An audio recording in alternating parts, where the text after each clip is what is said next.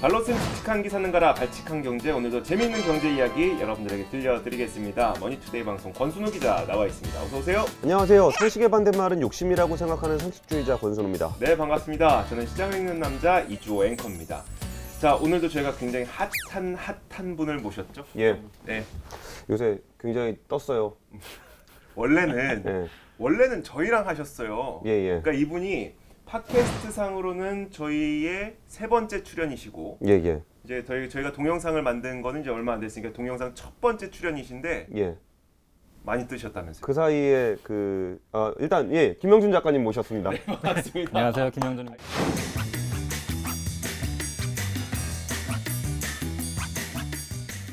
일단 저희가 그 편의점을 비롯한 많은 자영업자 분들께서 일단 그 최저임금이 급격하게 올라가게 되면서 많이 힘들어하고 계시잖아요. 그래서 그 도대체 편의점을 운영하고 계시는 이 사장님들이 돈을 어떤 것들을 이제 비용 지출이 있는지를 한번 정리를 해봤더니, 일단 가장 큰 게 이거겠죠. 이제 편의점 본사에다가 줘야 되는 매출 총액의 한 30에서 35% 정도의 그 본사로 띄워주는 돈이 있을 거고, 카드 수수료 줘야 되고, 그리고 이제 카드를 이용하니까 벤 수수료도 줘야 되잖아요. 벤 수수료 줘야 되고, 당연히 그 가게 운영하려면 임대료 내야 될 거고, 거기에다가 직원들 부리려면 인건비까지 내야 되고, 진짜 돈 많이 내는구나 라는 생각이.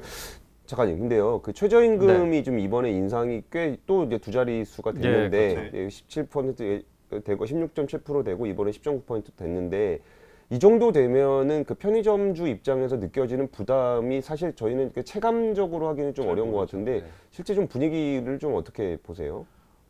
실질적으로는 이제 편의점 같은 경우는 다른 업종에 비해서 이제 인건비가 차지한 비중이 좀 있습니다. 근데 이게 항상 이제 인원을 거기를 배치를 하고 돌려야 되니까요. 근데 그만큼 이제 최저임금이 상승하면은 그것만큼 지급해야 되는 이제 인건비가 그만큼 늘어나는 거기도 하고, 다른 업종은 또 차이점 중에 하나가, 편의점 같은 경우는 24시간 영업을 하니까요. 심야 맞아요. 같은 경우는 당연히 이제 인건비도 그만큼 더 많이 줘야 되고, 그만큼 상승분이 클 수밖에 없죠. 그렇죠. 그러네요. 최저임금 올라간 것도 부담스러운데 야간 근무 같은 경우는 1.5배를 또 줘야 되니까 거기에 대한 부담이 좀 더 커지는 효과가 좀 있는 것 같아요.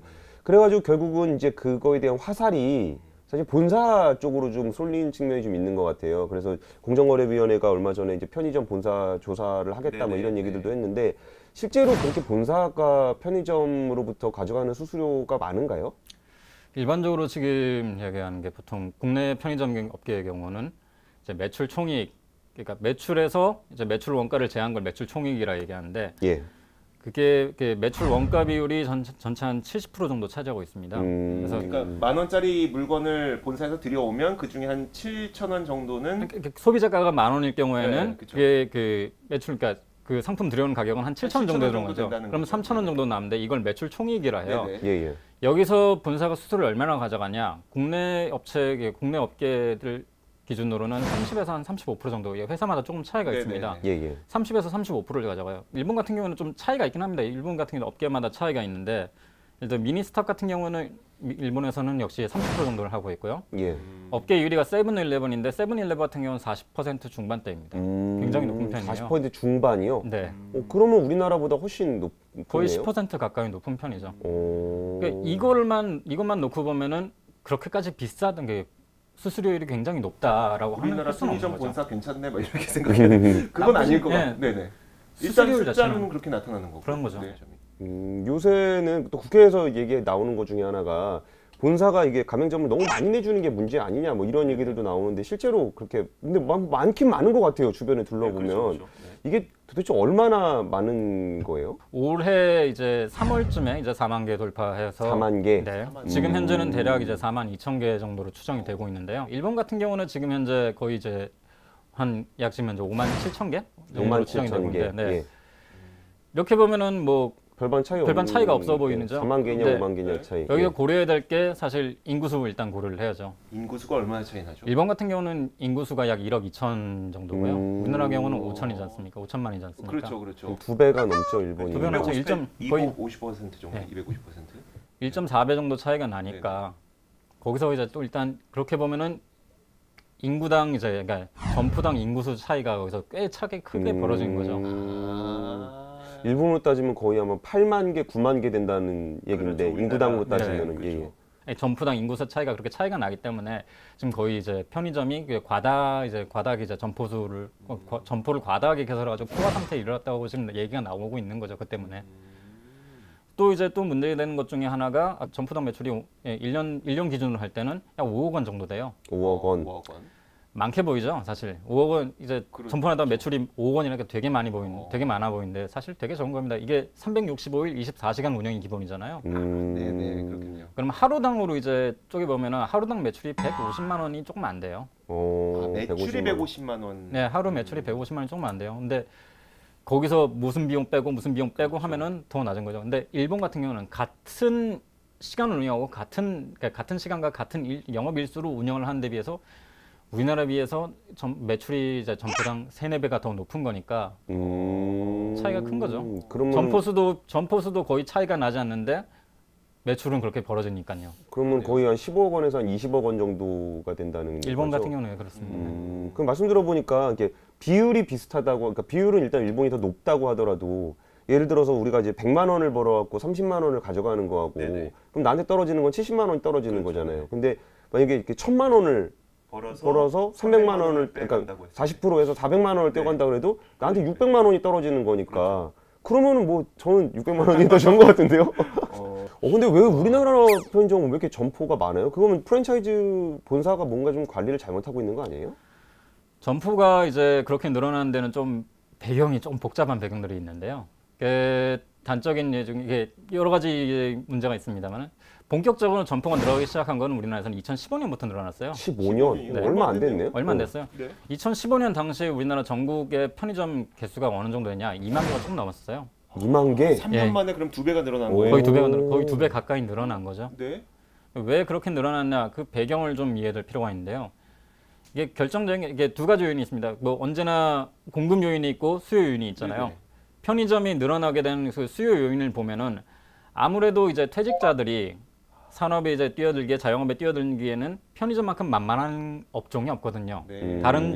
아무래도 다른 자영업 업종에 비해서 진입하기도 쉽고 그렇죠. 폐업 확률도 그나마 좀 낮은 편이기도 하고요. 그렇기 때문에 어느 정도 이제 게다가 또 어느 정도 수익을 낼 수 있다고 계산이 서니까 너도 나도 사실 그렇게 편의점을 이제 이렇게 오픈하겠다고 뛰어든 게 또 있죠. 이게 일단 수요 요인이고요. 또 편의점이 그렇게 늘어나게 된 공급 쪽의 문제를 살펴보자면은 편의점의 수익성이나 성장성 자체가 과거에 비해서 조금 더 매력적으로 바뀌게 된 점이 커요. 왜 그렇게 됐냐를 생각해 보실 필요가 있습니다. 왜 그렇게 됐냐? 우선 대형마트에 대한 규제가 영향을 미쳤어요. 대형마트 규제요? 네, 대형마트에 대한 영업 규제가 영향을 미쳤어요. 주말에 영업 못하게 하는 거예요? 그 대형마트뿐만 아니고 그 이제 대형 유통업체가 골목상권을 침해한다는 그런 이제 명분을 통해 가지고 많은 규제를 했잖아요. 예. 다수의 이제 연구를 살펴보면 그런 식으로 영업 규제와 영업일 규제와 영업 시간 규제 두 개를 동시에 걸었는데 그로 인한 이제 여파가 있지 않습니까? 원래 이 규제가 목표로 한 거는 그런 규제를 통해서 전통시장 쪽으로 수요가 이제 유입을 되게 하는 건데 어떻게 그렇게 딱 이제 유입이 되겠어요? 그런 식으로 대형마트를 규제를 하니까 그러면 SSM들을 규제를 하니까 그럼 그게 다른 쪽으로 수요가 옮겨가는 게 있죠. 지금 상황에서 입점을 줄이는 것도 이제 불가능해진 상황인 거고, 그러니까 출점을 줄이는 것도 불가능한 상황인 거고, 그러면은 이게 매출을 더 일으켜가지고 하는 것도 거의 포화 상태에 있는 거고.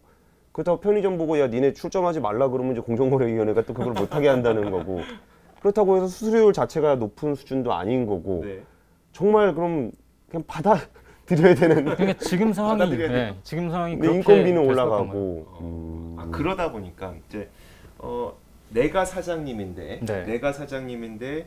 방금 말씀하셨던 것처럼 내가 더 이상 여기서 매출을 늘릴 수 있는 능력도 안 되고 사실 그 구조적으로도 좀 매출을 못 늘리죠. 매출을 못 늘릴 수 있는 상태고 그리고 이게 참 애매하죠. 이게 편의점 같은 경우는 그러니까 옆집 사장님이 편의점 못 내게 할 수도 없는 거고 그런 거죠.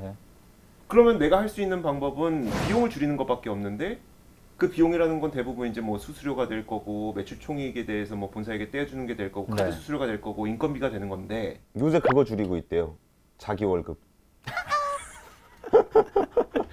와 정말 요새 편의점 사장님들 자기 월급이 알바생 최저임금보다 안 된다고 한탄을 많이 하시는 것 같더라고요. 그 얘기 한번 해보도록 하죠. 그러면. 이게 그 최저임금에서 결국 촉발이 된 거예요. 최저임금에서 촉발이 되면 최저임금이 올라갔으니까 비용 부분이 올라간 걸 어떻게 상쇄해서 편의점주들의 반발을 좀 낮출까 해가지고 이제 그 처음에 그 임대차 보호법을 통해서 임대료를 낮추겠다. 그리고 가맹 수수료를 낮추겠다. 그리고 이제 그 나가는 그 카드 수수료 있잖아요. 신용카드 수수료. 그러니까 신용카드 수수료를 낮추려고 금융위원회가 붙어 있고 임대차 보호법을 정리하려고 국토부가 붙어 있고 여기 뭐 그 본사 수수료 낮춘다고 공정위가 붙어 있고 이것만 해도 부처 3개가 붙어 있는 거예요. 여기다 세제 들어가면 기획재정부 붙어 있고. 그러니까 최저임금제 그거 하나 수습한다고 지금 4개 부처만 5개 부처가 이렇게 와서 붙어 있는 건데 이번에는 그러면 이제 그 신용카드 수수료. 그래가지고 이제 얼마 전에 박원순 시장이 이번에 그 삼선에 선임하면서 내 삼성페이 만들어가지고 가맹점 수수료 0으로 만들겠다 하고 있는데 삼성페이, 서울페이. 예. 서울페이 어떻게 생각하십니까? 기존에 이제 신용카드 같은 경우에는 업주들한테 청구를 하는 방식이었죠. 업주들한테 청구를 해가지고 그 혜택을 카드사도 먹지만은 소비자들은 먹었잖아요. 이때까지 많이 먹었죠. 많이 먹었죠. 이게 그 뭐 혜택 이런 걸로 해가지고 했잖아요. 부가 서비스, 부가 서비스 이런 것들이 많으니까 그런 것들 많이 했어요. 그러면은 그 모든 비용을 서울페이건 제로페이건 간에 그거는 결국에는 가맹점한테 수수료를 물지 않겠다는 거니까 그럼 그 비용은 누구한테 청구를 하는가를 봐야 되는 거죠. 이게 뭐냐면 제로페이라는 게 뭐냐면 기본적으로 신용카드라는 거는 카드를 긁으면은 그 신용카드 망이 있어요. 그 망을 통해서 결제 시스템이 이루어지는 건데 그 결제망을 이용하는 데 들어가는 수수료가 신용카드 가맹점 수수료예요. 그렇죠. 그러면 이게 그 제로페이라는 건 뭐냐면은 이게 신용카드를 통해서 그 망이 아니라 은행망 있잖아요. 은행이 원래 가지고 있는 망. 그러니까 뭐냐면 계좌이체예요, 계좌이체. 그러니까 그 소비자가 가맹점에 가가지고 내가 이 계좌이체하는 거랑 같은 거예요. 그럼 은행 송금 수수료가 나와야 되는 거네 원래는. 그렇죠. 근데 뭐 저는 은행 송금 수수료를 VIP를 안 내는데 저도 안 어쨌든 그러니까 대부분이 은행 그 계좌이체 수수료를 안 내긴 하지만 실제로는 비용이 발생을 하는 거죠. 근데 그 비용을 은행들이 뭐 다른 이유로 다른 서비스를 이유로 이걸 내지 않게 하는 건데 그러면 결국 은행들이 수수료를 받아야 되는 걸 못 받게 되는 셈이 되는 거죠. 그런 거예요? 결국에는 비용 전가죠. 은행 쪽에다 비용을 전가하는 식이죠. 그리고 제가 이 정책에 대해서 별로 그렇게 달갑다고 생각을 안 하는 게 이 아이디어가 지금 처음 나왔겠어요? 이 신용카드 가맹점 수수료 문제는 벌써 몇 년째 진행이 되고 있었던 거고 처음에 얘기가 나왔을 때도 이 신용카드 가맹점 수수료를 낮출 수 있는 좋은 방법으로 직불카드, 데비카드 방식이었어요. 이 은행 카드를 가지고 하면은 은행 카드 내 통장에 있는 걸 가지고 긁어서 이쪽 통장에 집어넣는 거는 그냥 계좌이체예요. 신용카드망을 사용하지 않는다고요. 그러면 그 신용카드 가맹점 수수료, 그러니까 결제에 따르는 비용이 굉장히 줄어들게 돼요. 그래가지고 그거를 활성화하기 위해서 다양한 제도들이 도입이 됐는데 한 번도 성공해 본 적이 없어요. 그러니까 삼성페이, 그러니까 왜 자꾸 삼성페이라 그러냐? 그 서울페이라는 그 방식 자체가 전혀 새로운 게 아니라는 거예요. 근데 그 전에도 비슷한 시도들을 많이 했었는데 실패한 이유들이 있었던 거죠. 그 실패한 이유가 뭐냐? 그 신용카드 같은 경우는 굉장히 고비용의 결제 서비스예요. 이거를 결제하는 그 망을 꾸리고 있는 것도 되게 비싼 거고 거기에 단말기, 그 계좌이체만 하면 되면 사실 그 단말기도 필요 없거든요. 근데 그 단말기를 전국에 다 깔아가지고 하고 있고 그 신용카드 사는 거기다 부가 서비스 주지 뭐 이거 가지고 굉장히 고비용이란 말이에요. 그래갖고 이제 이걸 저비용으로 낮추려고 하다 보니까 그러면 직불카드를 단말기를 이렇게 써야 되잖아요. 이게 신용카드를 긁는다 그러면 직불카드 IC카드로 꽂는 거거든요. 이거 바꾸게 하는 것도 굉장히 어렵습니다. 그것도 기계 다 바꿔야 되는 거예요. 그러니까 기계도 바꿔야 되는데 그럼 그 기계가 거기 왜 깔려 있냐부터 해봐야 되는데 기계가 거기 왜 깔려 있냐? 그게 벤데리점이라는 그 망을 유지하면서 돈을 벌던 그 아저씨들이 벤데리점 아저씨들이 집집마다 어디 가게 생기면 가가지고 그 포스기 깔아주고 사용법 알려주고 망가지면 고쳐주고 하면서 그걸 전국에다 보급을 한 거예요. 그럼 여기서 직불카드로 바꿔야 된다 그러면 이제 꽂는 걸로 바꿔야 되잖아요. 이거 꽂는 걸 누가 바꾸냐고 그거. 벤에서 바꿔야죠. 벤에서 바꿔야 되는데 꽂아갖고 직불카드로 하면 수수료가 안 나와요. 그럼 벤 사람들은 그 수수료를 먹고 사는 사람들인데 그 수수료를 안 내잖아요. 그럼 벤데리점 아저씨들이 이거 안 해준단 말이에요.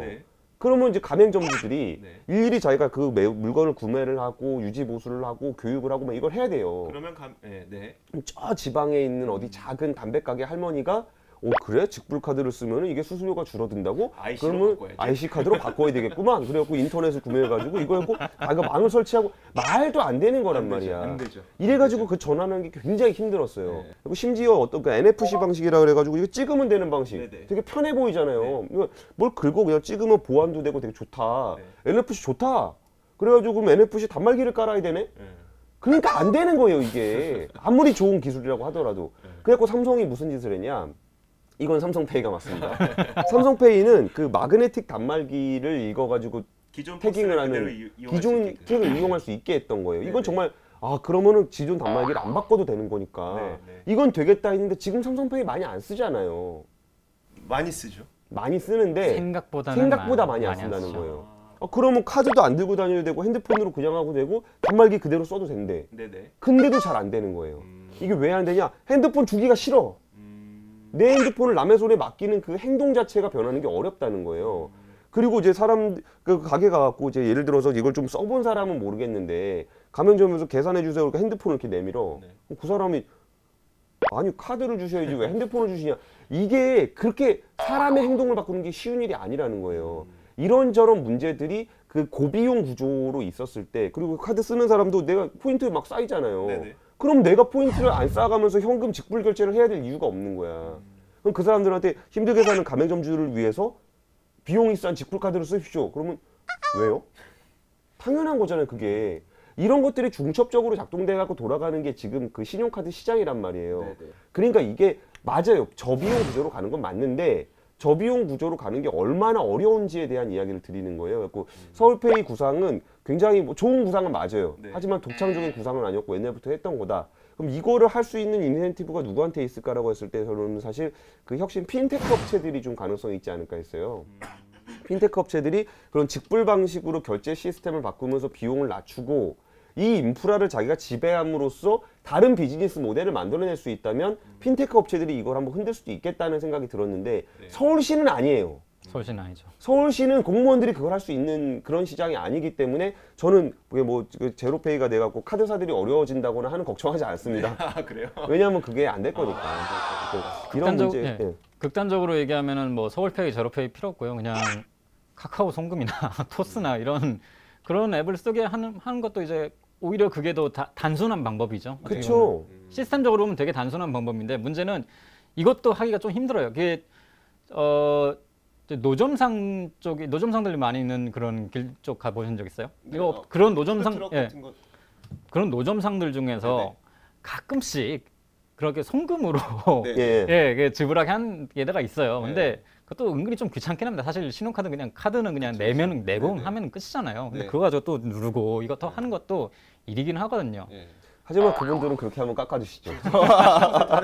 차라리 그게 더 유의는 있는 거라는 거죠. 탈세를 위해서 그분들은 깎아주시죠. 사실 우리가 최저임금이 올라가게 되면서 자영업자분들이 힘들어지게 되고 그러면 그 힘든 거를 매출 증대로 뭐 우리가 해결할 수 있냐, 아니면 뭐 임대료를 낮춰서 해결할 수 있냐, 아니면 뭐 가맹점들이 가져가는 돈을 줄여서 해결할 수 있냐, 여러 가지 측면, 그리고 카드 수수료를 줄여서 해결할 수 있냐, 여러 가지 측면들을 살펴보고 있는데 마지막으로 한 가지만 더요. 그 요즘에 나오고 있는 얘기가 그럼 편의점과 편의점 본사 간의 그 계약 관계를 좀 달리 하는 건 어떻겠냐라는 얘기를 좀 많이 하더라고요. 그러니까 예를 들어서 편의점 가운데서도 뭐 밤에도 강남 한복판은 밤에 당연히 거기서 영업해야죠. 하지만 뭐 그냥 변두리에 있는 그런 편의점의 경우에는 야간 영업은 좀 줄여줘야 되지 않아요? 라고 얘기하면서 이제 계약 관계를 좀 유연하게 할 수 있는 방법을 찾아달라고 얘기하시는 분들도 있거든요. 밤 비용만 좀 줄이더라도 많이 도움이 되니까. 사실 그 부분은 긍정적으로 검토해 볼 만하다고 저는 일단 생각하고 있고요. 지금 일본 같은 경우에도 이제 24시간 편의점에서 좀 탈피해가지고 제한적인 시간 운영을 하는 점포들도 이제 조금씩 늘어나고 있는 추세니까요. 그것도 할 만하고 또 다른 측면에서 보자면은 편의점 업주가 정말 100% 사장님인가 이거를 좀 생각해 볼 필요가 있는 것 같아요. 편의점 업주가 이제 편의점 프랜차이즈 하고 있는 게 이제 편의점 업주가 있잖아요. 100% 사장님인가? 아닌 사람도 있어요? 그러니까 성격을 생각해 보시면 된다고요. 그 정말 100% 사장님인가 아니면은 그 업체가 실질적으로 사장님인가 아니면은 본사가 내려주는 물건을 가지고 그걸 그 본사가 내려주는 그 점포를 사실상 관리하는 인물인가를 생각할 필요가 있어요. 그치, 물건을 자기가 골라서 사는 것도 아니고 예. 주는 대로 사야 주는 되고 대로 골라서 이제 정해진 매장하고 시간에 또 거기서 일을 해야 그리고 되고 예, 정해진 시간대로 이제 계약한 시간만큼 일을 해야 되고 점포에서 주는 물건만 공급해서 팔고 있죠. 사실상 직원이네요? 사실상 관리를 담당하는 직원의 성격을 가지고 있다고 볼 수 있어요. 그럼 100% 사장님이 그러네요. 아니잖아요. 그러면은 어떤 측면에서 보자면은 관리를 하는 사장님의 성격도 있지만은 네. 또 어떤 식으로 따지자면은 본점과 계약 관계를 맺고 있는 노동자적인 측면이 있거든요. 그러네요. 매출에 네. 따라 인센티브가 달라지는 근로자와 비슷한 네, 오히려 그러니까 계약을 맺고 있는 근로자의 성격도 있단 말이에요. 지금은 너무 이거를 이런 이제 편의점 점주들의 노동자성을 사실 한 번도 고려해 본 적이 없어요, 업계에서. 그럼 노동자성을 고려하면 뭘 해줄 수 있죠? 뭐 사실 뭐 대표 중에 하나가 그 일본 쪽에서 이제 많이 하는 것 중에 하나가 이제 그 미니멈 개런티라 해가지고 미니멈 개런티 일정 수익을 맞추는 거예요. 물론 우리나라도 있긴 합니다. 있긴 한데 이게 보통 자리 잡기까지만 이제 보장해 주는 건데요. 한 2년 정도를 이제 업계 쪽에서는 2년 정도를 보장해 주는 걸로 알고 있는데 저는 사실상 이게 거의 사실상 티증에 가깝다 보거든요. 이 정도는 우리가 맞춰줄 테니까 한번 일단 가입하시라, 이제 하시라, 우리 사입을 하시라. 네. 근데 만약 이런 노동자성을 어느 정도 인정한다면은 무작정 늘리기도 편의점 본사뿐만 아니고 프랜차이즈 업계에서 무작정 늘리기도 좀 제한되는 거죠. 인센티브의 반대말 페널티. 예. 그러니까 본사가 가맹점 사장님에게 손해가 될 정도로 본인들의 이득을 취하는 것을 막기 위한 페널티를 본사에게 적용할 수 있는 방안을 생각해보자라고 하는 이야기네요. 네. 그러니까 저런 거죠. 이게 편의점 본사는 그 사장님에게 월급을 지급하는 그렇죠. 거야. 그러니까 미니멈의 월급. 네, 근데 편의점 매출이 그만큼 많이 안 나오면 네. 이 월급 주는 것만큼 자기네가 손해를 보는 거야. 그렇죠. 네. 그러면 이 사람이 충분히 그 매출을 일으킬 수 있을 정도 사이즈, 이 월급을 내가 지급을 하고도 이 수수료를 받아갖고 괜찮은 정도 사이즈로 자기네가 그걸 조절해야 되는 상황. 정말 좋은 아이디어인 것 같은데요? 편의점을 낼 때에도, 그러니까 가맹점주가 제가 여기에다 편의점 내고 싶습니다라고 다가올 때에도 저희가 생각했을 때 저희는 그 사장님한테 미니멈 월급 드려야 되는데 여기서 그 정도 매출 안 나올 것 같은데요. 그럼 거길 거절하고 이런 식의 시장이 형성이 될 수가 있을 것 같은데요. 좋은 것 같아요. 예. 혼자만의 생각이신가요? 혼자만의 생각은 아니고요. 사실 뭐 이미 되고 있는 거긴 한데 이걸 네네. 조금 더 이제 확장할 필요가 있고 이런 방식도 그러니까 미니멈 개런티 확산도 좀 생각해 볼 만한 방식이라는 거죠. 그러니까 어느 정도 출점은 사실 뭐 그 편의점 점주도 하지만은 그 편의점 입지를 고르는 거는 그냥 본사의 일이잖아요. 결국 그렇죠. 네. 편의점 점주는 이거를 하겠습니다, 하고 싶습니다라고 얘기할 때 편의점 본사는 그걸 이제 허가를 하고 그걸 출점을 허가하는 입장에서만 그러면 조금 더 고려할 사항들이 많게 좀 더 신중하게 할 수 있도록 장치를 마련해야 되는 건데 그 중에 하나가 미니멈 개런티가 될 수도 있고요. 또 다른 방식으로 이제 생각해 볼 수도 있는 거죠. 어느 정도 그러니까 노동자성을 이제 인정을 한다면은 그게 어느 정도 좀 제어가 되지 않을까 하는 거죠. 알겠습니다. 자, 오늘은 저희가 그 최저임금이 너무나도 가파르게 올라가고 있다 보니까 사실 편의점을 위주로 얘기를 했지만 사실 이 얘기가 아마도 다른 모든 소상공인 자영업자분들에게도 또 해당되는 이야기일 텐데 참 여러 가지 나가는 비용들이 있습니다. 임대료 나가야 되죠, 인건비 나가야 되죠. 거기에다가 또 뭐 본사에 줘야 되는 가맹 프랜차이즈 수수료 있죠, 뭐 벤 수수료 있죠. 이런 것들을 과연 우리가 어떤 것을 줄이면 가장 효과적으로 지금 어려워하고 있는 사장님들이 좀 더 나은 삶을 살 수 있을까에 대해서 고민을 해봤는데 사실 이게 답은 아닐 수도 있어요. 뭐 아니면 여기서 나온 이야기 이외에 훨씬 더 좋은 이야기들, 좋은 해법도 나올 수가 있는 거고요. 제일 좋은 방법 알려드릴까요? 뭔데요? 경제 성장률을 올리면 됩니다. 그게 제일 그러니까 구매력을 높이면, 네. 그러니까 이제 그 나라가 성장해서 구매력을 높이면 그게 편의점 매출이 늘어나게 그렇죠. 되고, 그러면서 이게 경제의 그 크기가 커지면 그런 문제가 좀 해결이 되는 게 있어요. 그러니까 네. 지금 이게 분배라는 것을 차원에서 어떻게 하면 비용을 줄이고 이 부담을 어떻게 나눌까에 대한 고민들도 많이 하고 있는데 이쪽 반대편에서는 그러니까 소득주도 성장에는 혁신이 따라가야 되는 것처럼 여기서는 분배의 문제를 이야기하고 있다면 또 다른 쪽에서는 어떻게 하면 더 성장을 할 수 있을까에 대한 얘기도 굉장히 좀 중요한 얘기라고 보여요. 네, 알겠습니다.